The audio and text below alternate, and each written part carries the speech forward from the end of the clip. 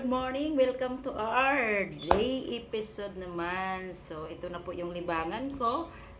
Maghatid sa inyo ng mga lesson. Okay, so sana may matutunan din kayo kasi itong mga lesson na binibigay ko sa inyo is mostly is based on my experience, no? Okay, so simula tayo, no?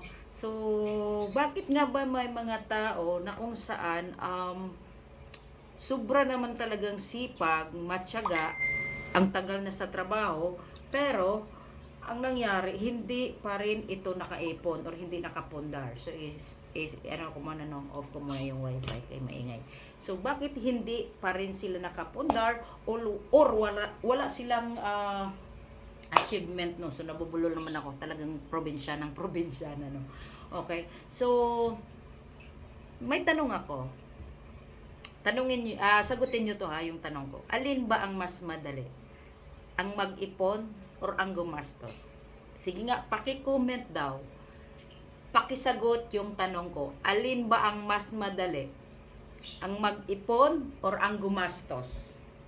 Okay, you comment below sa comment section. So, para sa akin, para sa akin, ako naman sasagot sa tanong ko, para sa akin, napakamahirap, sobrang mahirap ang mag-ipon kaysa gumastos. Bakit naman ganun, Jovelyn? Kasi ganito yan.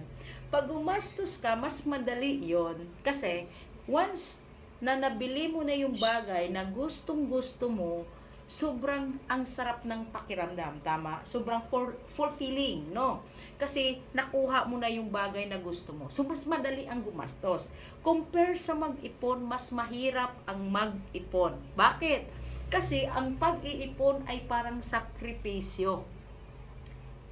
Yes, parang sakripisyo. Kasi titiisin mo muna ang sarili mo na hindi mo mabili muna yung gusto mo dahil mayroon kang goal na mag-ipon, dahil mayroon kang pinaglalaanan kaya ka nag-iipon, dahil mayroon kang vision sa future na pagdating ng araw mayroon kang madudukot. So ibig sabihin, ang pag-iipon mas mahirap gawin ng mga napakaraming tao dahil ito ay pagtitiis or pagsakripisyo. Maraming tao na ayaw magsakripisyo, tama ba? Kaya nga maraming na-scam kasi gusto easy money. Ang pag-iipon mahirap, titiisin mo, itatago mo yung pera mo. Okay, hindi mo muna bilhin yung gusto mo. Kaya nagsasakripisyo ka. Kaya maraming tao until now, wala pa rin talagang napundar. Kasi hindi pa dumating ang sweldo, mayroon na silang target na bibilhin. Pagdating ng 15, saan ba sila dumiretso? Pagdating ng swelduhan nila 15-30, saan ba sila dumiretso? Sa mall. Kasi bakit? Naka-target na ang kung ano yung bilhin nila pagkasahod. Pansinin niyo yung mall, sobrang daming tao. Walang piling okasyon. Lalo na pag may mga okasyon, lalo na yung Pasko, New Year, grabe, hindi mahulugan ng karayom sa dami ng tao. Pero kahit walang okasyon, hindi nawawalan ng tao ang mall.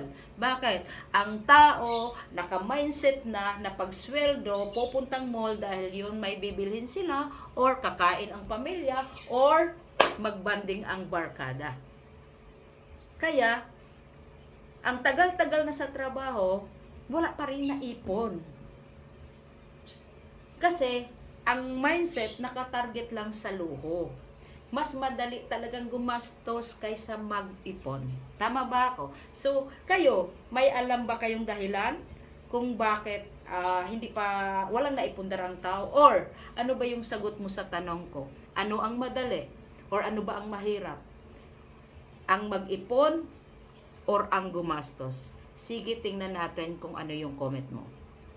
Bye-bye!